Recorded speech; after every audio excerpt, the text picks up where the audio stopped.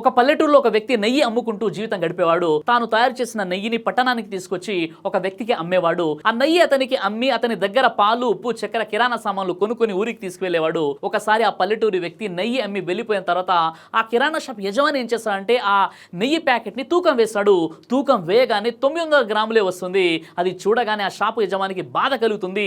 నన్నే మోసం చేస్తాడా అని మరుసటి రోజు నెయ్యి అమ్మే వ్యక్తి పట్టణానికి రాగానే నువ్వు నా షాప్ లో ఇంకెప్పుడు అడుగు పెట్టొద్దు, నువ్వు మోసగాడివని తిడతాడు. అప్పుడు ఆ నెయ్యి అమ్మే వ్యక్తి అంటాడు, అయ్యా నేను పేదవాడిని కావచ్చు కానీ మోసగాని కాదు, నా దగ్గర తెక్కడ కొనేంత స్తోమత లేదు. మీరు ఇచ్చిన కేజీ చక్కెర ప్యాకెట్ ని తూకమేసి ఈ పక్క చక్కెర ఆ పక్కన నెయ్యి వేసి కొలిచేవాన్ని అంటాడు. ఆ మాట వినగానే షాపు యజమాని సిగ్గుతో తలదించుకుంటాడు.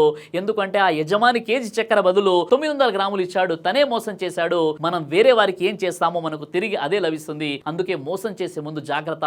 మోసం చేసి గెలవడం కంటే గౌరవంగా విఫలం కావడమే మంచిది.